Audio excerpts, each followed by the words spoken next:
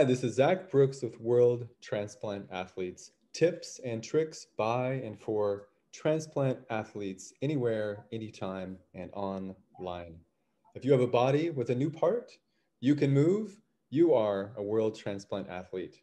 As a two-time kidney transplant recipient and frequent participant at local, national, and world transplant games, I always wonder, how do other recipients take care of their health and prepare for competitions? Well, for me, there's only one way to find out, and that's to learn from the best and the most inspiring transplant athletes in the world. Today, I have Tamaryn Stevens from Australia. Tamaryn, welcome to the show. How are you today? I'm good, thank you. Thank you for having me. Yeah, absolutely. So you sent me your 5 tips, and I want to get to those in a minute. But before that, I have some warm-up questions for you so people can get to know you a little bit better. So the first question I have is, which transplant have you had? I have had 2 kidney transplants. 2 kidney transplants. So when was the first Yep. and when was the second? The first one was 2005, and the second was just last year. So 15 years apart. Wow. Well, congratulations on your second. Thank you. You haven't really lived until you've had 2 kidney transplants, right? Yeah, that's exactly right. Yeah, that's not what you were thinking during the process, I'm certain. So I was thinking about living, definitely. you're thinking about living, but like maybe not. This is what I absolutely wanted to do in my life.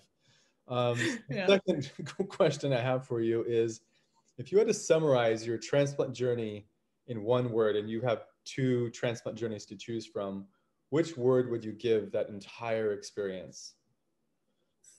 Well, yeah, it was hard to think of a single word because, as you say, I've had 2 different journeys, but I can't help but pull my mind to the most recent one.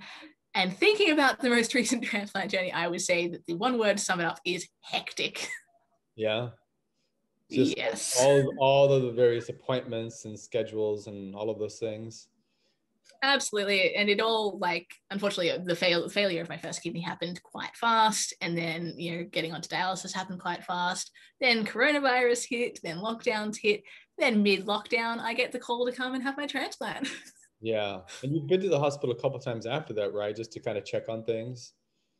Yeah, absolutely. A bit of a bumpy road Yeah. into the new kidney, but we're settling in. It's settling in. Okay. Okay. So the third question I have for you is, what was your first exercise post-transplant?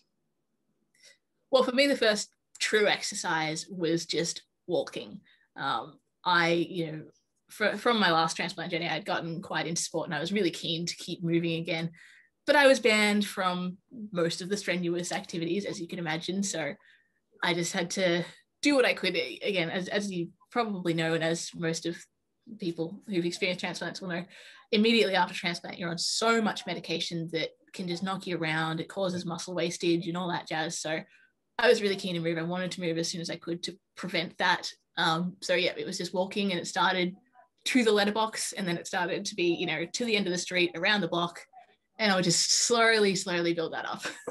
Yeah, and I remember my first exercise after my second transplant, and I counted 100 steps in the hospital ward, and then the next day 125. And to me, like those 100 steps and the tiles on the floor of the hospital were like the most important steps of my life. And I still look back at that first day of like some of the most important training I've done in my entire life. So yeah, that first exercise post-transplant is so critical. So the It final is. It question I really have is. for you as a warm-up for this is, in which activities and sports do you participate on a regular basis? Well, I participate in cycling on a regular basis, but if you're not into cycling, you might not actually realize that there's so many things you can do. Yeah. So I'm a road cyclist, but also I've been really enjoying gravel and adventure riding, doing some bike packing. I do track cycling, which is the one on the velodrome with no brakes and can't stop pedaling. Cyclocross, and I've recently gotten into mountain biking as well. Wow. Yeah, I think you listed like 7 different types of cycling. So it sounds like you like wheels that go round and round in the same direction, Yeah. preferably. Okay. Or maybe Anything that makes me go fast as well. I like that too. okay. It makes you go fast. Okay. So Formula One for you in the future. Or maybe. Okay.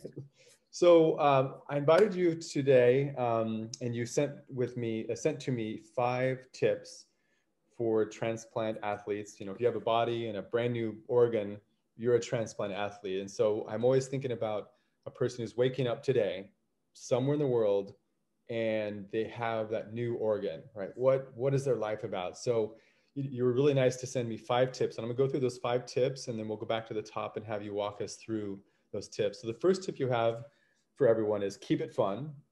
Number 2 is find your people. Number 3, small and steady builds are the best.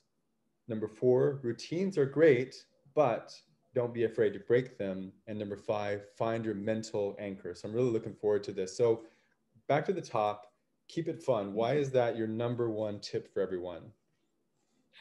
Well, okay, so that's number 1 because when you engage in anything in the sport, especially, there's a lot that goes into it, and it is inevitably a competition. So once you get into it and you start to decide to do it relatively seriously, you can get a little bit bogged down in that sort of training, and I should be doing this, and I want to hit this peak level. It can become a chore, and I've experienced moments in my life where getting on my bike felt like a chore, and it suddenly wasn't something I wanted to do anymore.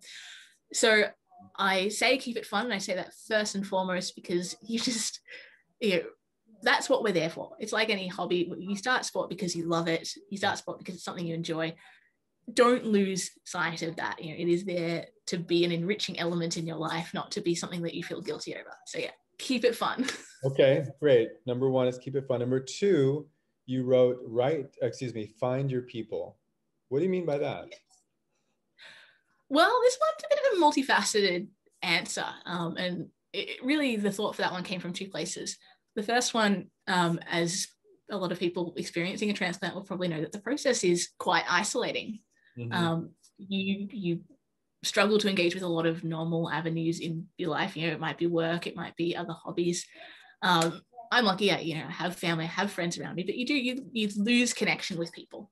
So re-engaging in sport, or engaging in sport in general, is an opportunity to find more people, renew some connections, build some new connections, and gather that community around yourself again. So that was the first thought there. Yeah. And I think when we were talking earlier, you were talking about bicycle riding and chatting and having conversations.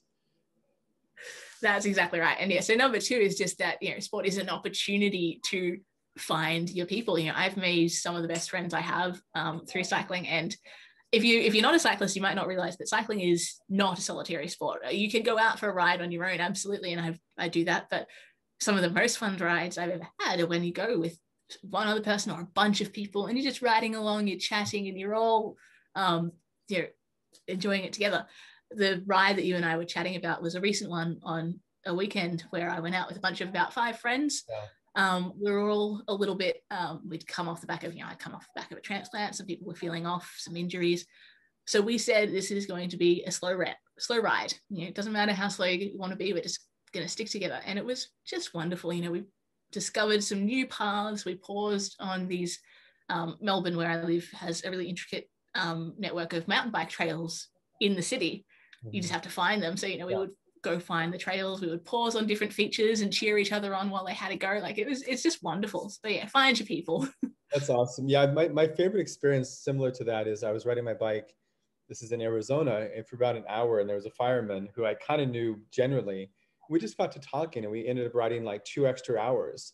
And I don't even remember what we talked about, and I don't even remember how difficult that day was. And there's a lot of mountains in Arizona where I was, Tucson, but just the conversations people can have, like if you're not in cycling, it's really a wonder. Like if you see 2 people riding their bike next to each other in life, like the conversations they have might be some of the best conversations of their entire life. So yeah, find your people, engage in swimming, whatever your sport is. If you find someone, you're going to be really happy. So the third thing you wrote, it really is like that.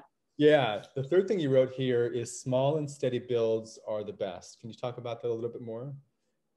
Yeah, so again, sorry, a little bit of a long explanation, but this one comes from kind of a lesson I learned recovering after big events like the World Transplant Games, and it's become something I remind myself of often, in that when you're engaging in sport and when you're starting that especially, it's so you're excited, so you can dive straight in. And often I've done it many times when I've had a break or coming off the back of a transplant games, you just want to dive straight in and you go big, and you can end up burning yourself out and then forcing yourself, unfortunately, to take a bigger break, and it becomes harder to get excited because you're remembering that sort of fatigue and that pain. So I say slow and steady builds are the best, because if you can just build it up nice and easily, you're gonna have a kind of, there's gonna be more longevity. Like, you're gonna be able to keep engaging in the sport and enjoying it. And this comes not just from cycling, which is what I enjoy. It's also I have to do a bit of physiotherapy and stuff for my shoulder, and with that I tend to do some strength and conditioning, core work and stuff like that as well. And life gets in the way. Sometimes I don't do it for 2 to 3 weeks, and I'll realize that, and I'll jump back in a couple of times. Thankfully I've learned from it. It hasn't happened in a couple of years, but a couple of times you dive back in, you do your full routine immediately, and your stomach and your shoulders are just aching for the next week, and all of a sudden you've stopped yourself from being able to do it again, and it's just another setback to reestablishing that routine. So yeah, I would urge people to consider slow and steady builds. Just build yourself up, and don't rush too much. Yeah, I think this is such an important one. I think this falls under the category of what I call learning and relearning. So, you can learn the concept of like building slowly to, have maximum fitness, but it's so easy to forget. So you have to constantly remind yourself that like you need to slowly build up in order to get to that next level. Like you said, just 3 weeks off is not very much, but your body 3 weeks later is not the same body. So exactly. you have to start again. So this is probably falls under the discipline of being a lifetime athlete, especially a transplant athlete. Like, you really have to always know that base mark and then go back to it if you've been away too much. So wow, that's a really important one. The fourth, I think it's almost, sorry. No, please, Tamaryn, continue. I was gonna say, it's almost our signature as transplant athletes, isn't it? We will deal with setbacks. On immunosuppression, you'll get sick, you'll get a cold for longer than other people, you'll be out longer than other people, and that rebuild, that setback, that rebuild, it's almost our signature. I think that's a good way to put it. Signature for transplant athletes. So the fourth one you wrote here: our routines are great, but don't be afraid to break them. Can you talk about that a little bit more? Yeah, so I mean, it's kind of funny to talk about this one coming off the back of the last one, because it is almost the opposite. Mm-hmm. But it's just speaking to the fact that, as we just said, there's setbacks in our life gets in the way. And if you've established a routine, it can't always go ahead when you plan it. So this particular tip is just to say, if you can't do it when you've exactly scheduled it, that's okay. Shuffle them around. My best example for this is the fact that coming back to my physiotherapy and my strength and conditioning, I like to do that in the morning. I like to kind of get out of bed, pot around, eat breakfast, and then do it. Like that was my routine. But recently for me, that hasn't been possible, because I'm having to drive to blood tests, and I'm having to drive to doctor's appointments in that early in the morning sort of thing. And I'm exhausted by the time I get home, et cetera, et cetera, et cetera. And it's easy to just say, I've missed my timing, so I won't do it. Mm-hmm. But, often I'm able to come back later in the day and do it when I'm feeling a bit more in that space. And yes, it's not my routine anymore, but I've changed it. And it's the same with, bigger things, riding. If I've scheduled a ride for one day, and then one day my body's just not feeling up to it and capable, if you get into that side of I should be doing it mindset, I should be, and keep pushing, sometimes you can do more damage than it's worth. So again, don't be afraid to say, all right, well, this day is becoming my rest day. The next day I'll do my ride. Don't be afraid to move around your routine. Yeah, I mean, I think that falls under, like flexibility. And I think there's even some research, physiologically speaking, that if you break up your routine, sometimes it's actually better for you physically, because your body needs kind of a change in things. Like, even if you're doing the same core exercises, if you do them later in the evening versus morning, that's actually not a bad thing either. But I think this is another one that's sort of learning and relearning, because you have to continue to remind yourself that it's okay to take a break or change up your routines. But that's a hard one to learn, and very, very important. It is. And so the final one, and this is the one that really struck me as the most fascinating of all of them that you wrote: find your mental anchor. Can you talk about that a little bit more? Yeah, absolutely. So the wording for this actually came from a friend of mine who introduced it, but it was something I realized I'd been doing for a very long time.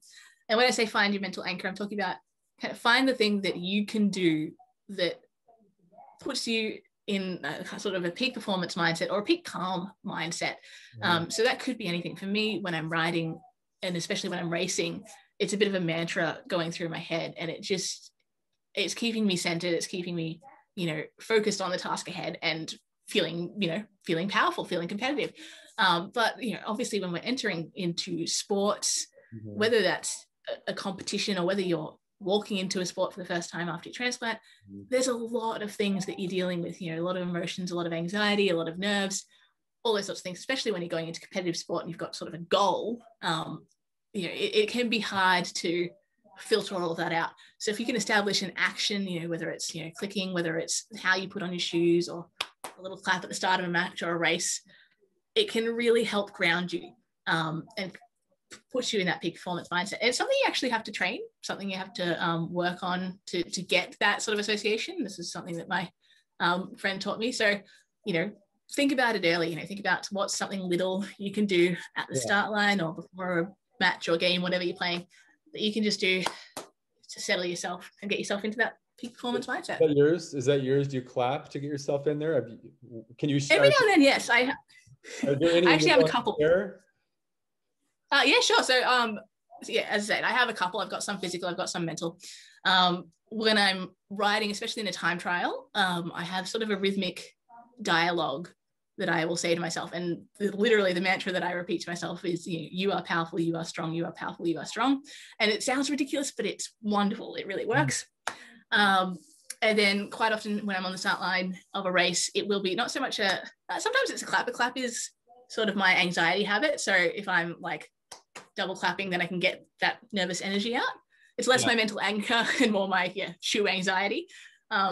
But just how riding is, sometimes it'll be just like a light tap on the side of my knee or something like that. That just gets me into the mindset. Yeah. And I know when I do time trial races, oftentimes, it's pretty painful because you're doing this one thing extremely hard, the 95% level of your exertion. And I often tell myself that nothing else exists in life, because when it's so painful, you think about, okay, how long until this is over? I'm going to have some water. I'm going to have some snacks. Like I'm going to lay on the grass. My mind goes to like all of the pleasant experiences I want to have. And when this thing is over, but then I notice I slow down a little bit. And so then I say, okay, nothing. Then I have to tell myself nothing exists in life. Like I have to enjoy this pain because that's all life is. And that helps me sort of stay centered. Now it's not in the middle of the race, but it's sort of somewhere in the middle because your mind can drift in multiple ways. So gosh, mental anchor, the way you phrase that, I think that's so important. And whatever someone chooses, as long as it works for them, it's totally that's exactly right. Right? Wow. And that's a really interesting one. Yours is incredibly interesting. It reminds me, again, just some variety of things. I remember doing a drill on a velodrome. So, it's a short lap, but the task we had to do was catch the motorbike. So the motorbike was riding around quite fast and we had to catch it. And that's an intimidating task. And then the lady next to me all of a sudden goes, all right, it's a 3-lap effort. And I went, oh, okay. And, just breaking it down into that, manageable level rather than thinking, oh my God, I have to catch a motorbike, was like the perfect thing to do. So yeah, there's so many different ways of doing it. That's excellent. Wow, this is really fantastic, Tamaryn. So thanks for being a part of the show today. And so for audience members out there, log into facebook.com/World Transplant Athletes. On a weekly basis, I'll try to upload video podcasts like this to get tips and tricks. World Transplant Athletes, tips and tricks by and for transplant athletes, anywhere, anytime, and online. If you have a body with a new part and you can move, you are a World Transplant Athlete. Tamaryn, thanks so much for being on the show today. Thank you for having me. Good.